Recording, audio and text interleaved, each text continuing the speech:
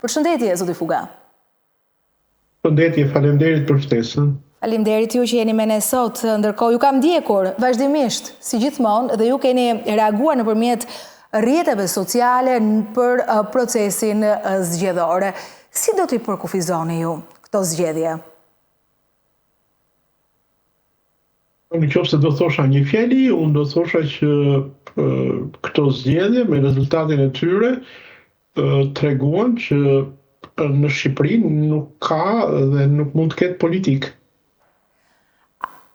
Ky nuk ishte modeli më i mirë, profesor? I të bërit zgjedhje në 2025 në vendin tonë?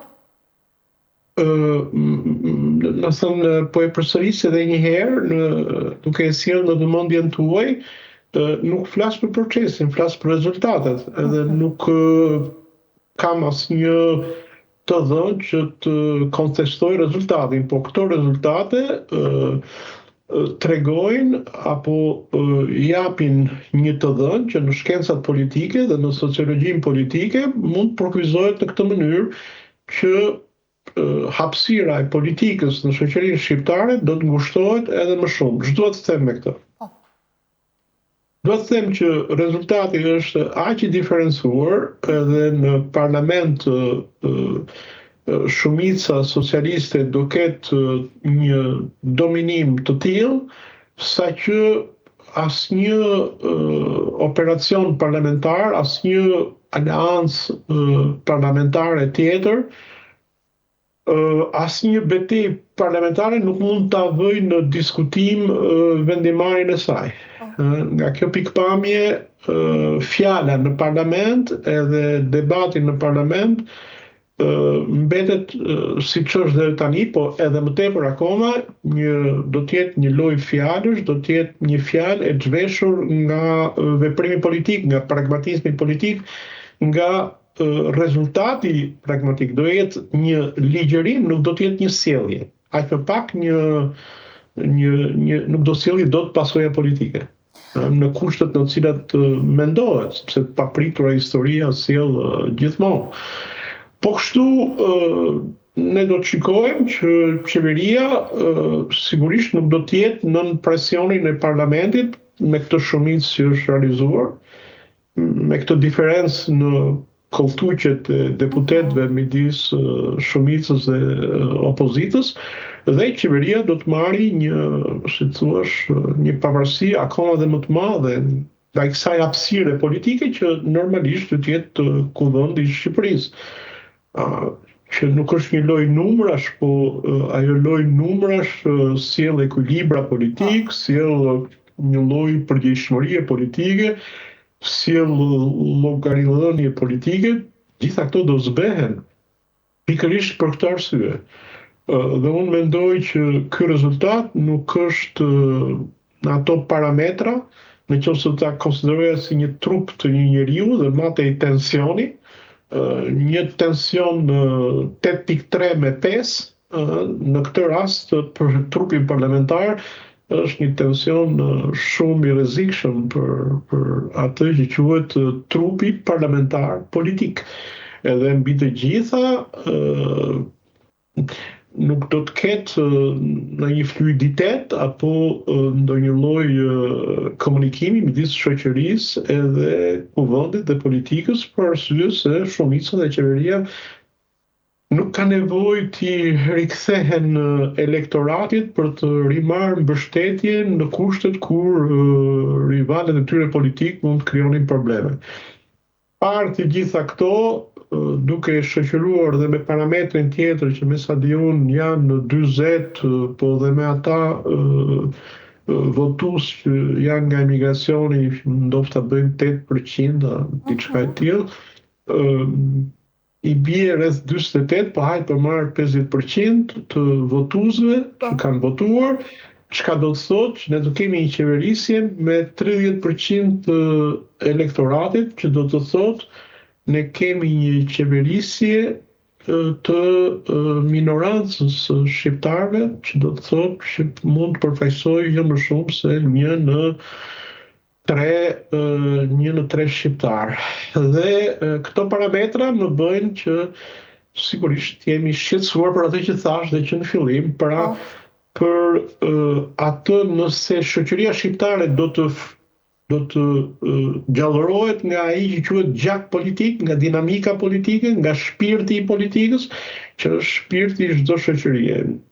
Nëse kjo është në ato parametra që tham, atëherë do të kemi një qytetar akoma më inaktiv, do të kemi media të cilat do të jenë akoma më shumë larg debatit real politik, do të kemi një shoqëri civile gjithnjëherë më të dobët dhe desha të them diçka që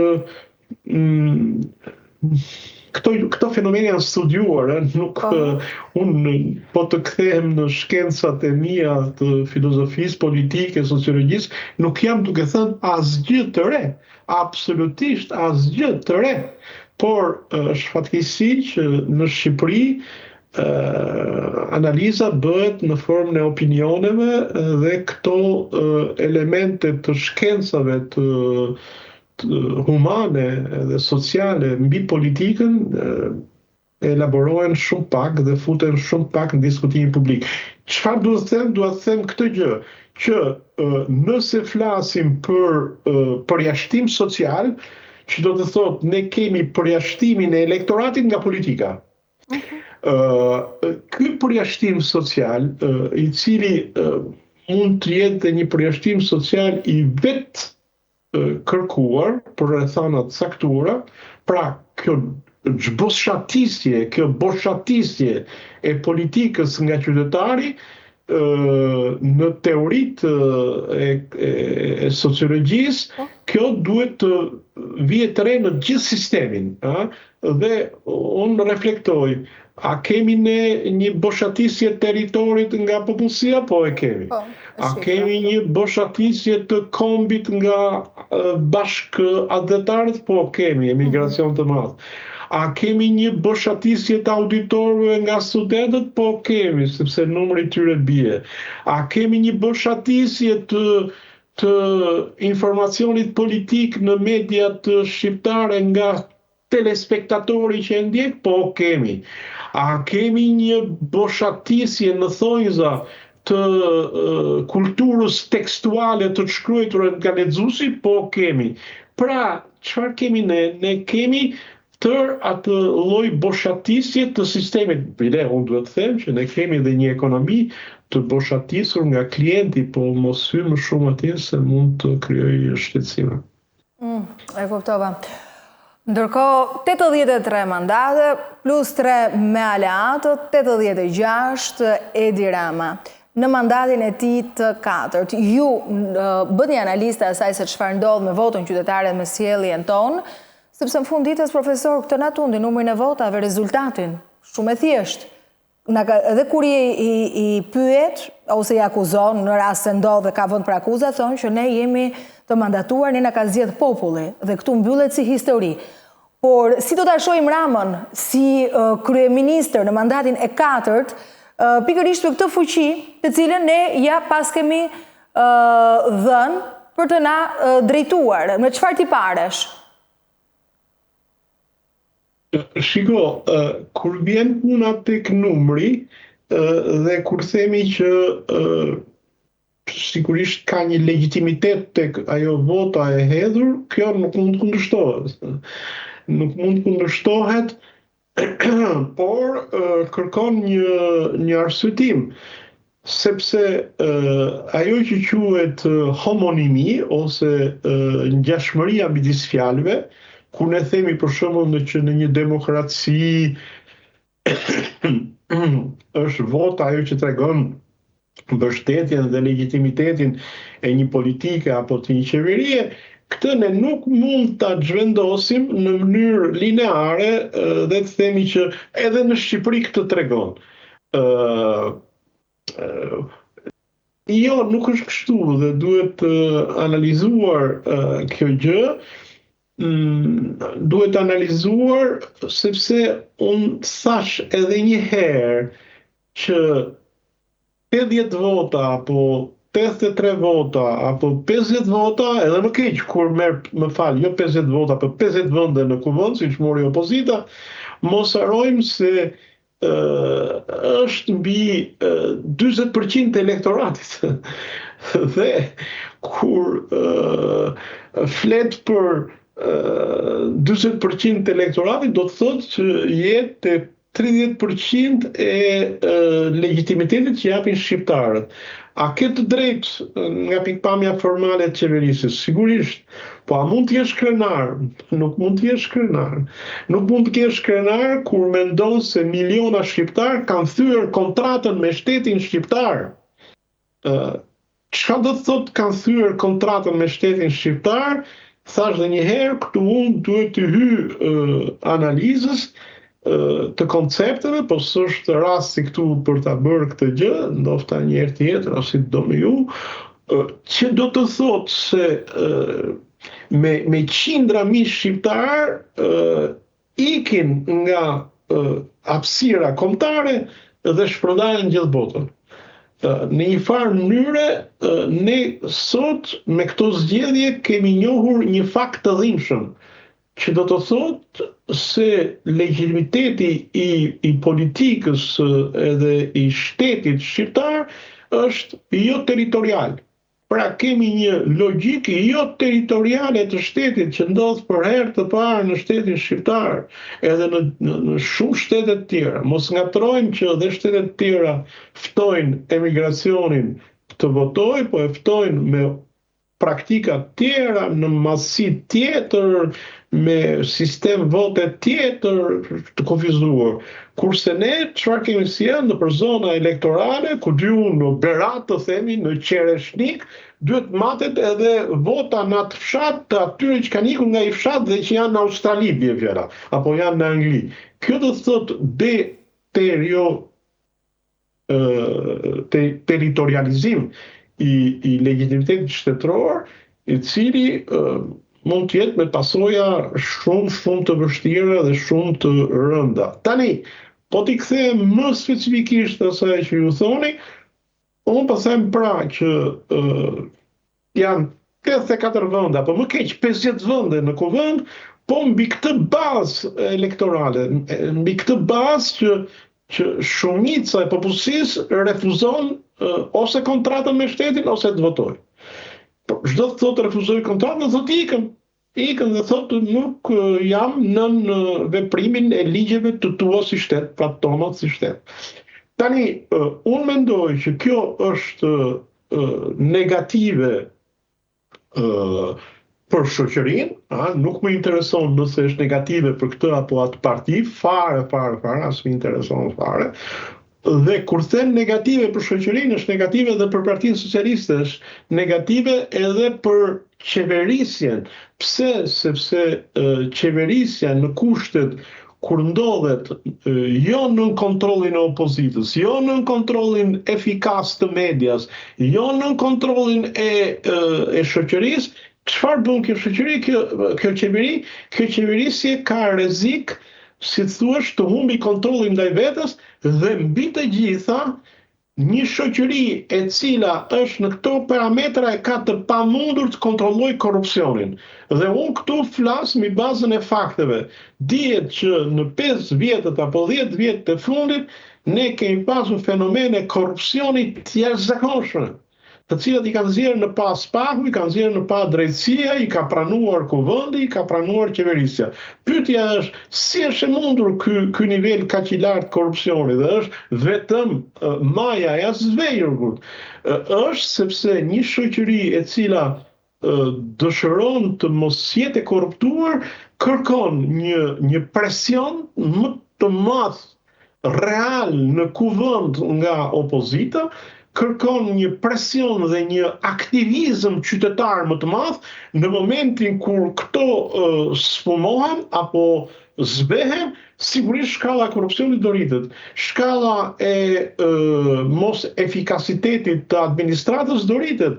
Shkalla e respektimit të drejtave qytetare ndaj administrata do bëhet më e vështirë për të kontrolluar. Pra, në një farë mënyre, unë them që kushdo që t'jetë në krye, me gjithë dëshirat e mira, po i supozoj, do ta ketë më vështirë të qeverisin. Duket si paradoks, por unë po e them që këtë e vërteton koha. Çfarë na ndodh ne? Ne na ndodh që në bashkitë, në 10 vjet të fundit, pothuajse s'kemi opozitë. Cili është rezultati? Rezultati është një inkriminim në rritje i shumë bashkive edhe një inefikasitet i shumë pushteteve lokale. Për çfarë arsye? Për arsye se kishte një ekuilibër më të mirë midis shumicës e pakicës në këshillat e pushtetit lokal, jo për shkak të një sundimi, si të thuash, total nga ana e një njeriu apo nga ana e një grupi të caktuar, kashi të tjerëve, kashi shoqërisë.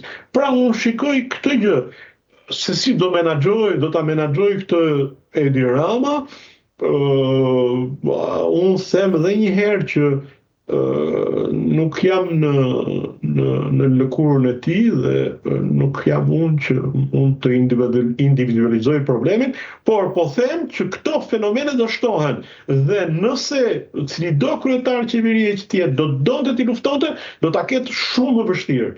Për mua opozita, për mua ekuilibri në kuvend, ekuilibri midis si thua qytetarëve të cilët shprehen në politik, marrin pjesë në politik, i fushin hundët në politik dhe nuk konsiderohen si të tepërt në politik, mungesa e shoqërisë civile, e organizimit social e dëmton menaxhimin e shoqërisë dhe në radhë të parë dëmton qeverisjen dhe qeverinë. Nuk është se kemi shumë minuta në dispozicion, kemi vetëm 2 minuta. Profesor Fuga, për shkak të agjendës tuaj kjo, të kuptohemi, se s'dua të duket si arrogante, se ne kemi shumë kënaqësi komunikim me ju. Dua një përgjigje për partitë e reja. Si keni parë, përse ato që ne i pam si alternativë nuk arritën të maksimizohen? Për një arsye të parë, sepse përvoja e tyre sigurisht është akoma e vogël, është minore.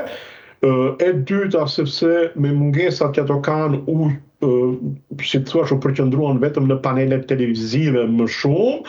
Së treti, sepse shqiptari dhe dihet, jo vetëm shqiptari, po një elektorat është konservator dhe nuk zgjedh që në fillim oferta të reja, po ka tendencë të mbetet tek guackat tradicionale të politikës, se kjo është gjithandej, por dua të them edhe për shkaqe të një fushate elektorale e cila për mua me gjithë përpjekjet e tyre linte për dëshiruar. Ata prekën 2-3 çështje, por suapën fare në politikën e jashtme, strategjitë e Shqipërisë, në sistemin politik, në sistemin e qeverisjes, as nuk i prekën fare këto probleme dhe ka një rrugë për të bërë, ka një rrugë, po është një rrugë shumë e gjatë, 5 vjet do të shikojmë që do kenë rreziqet e tyre, por kanë dhe oportunitetet e tyre. Faleminderit, profesor Fuga. Faleminderit juve. Përshëndes, ditë mbarë.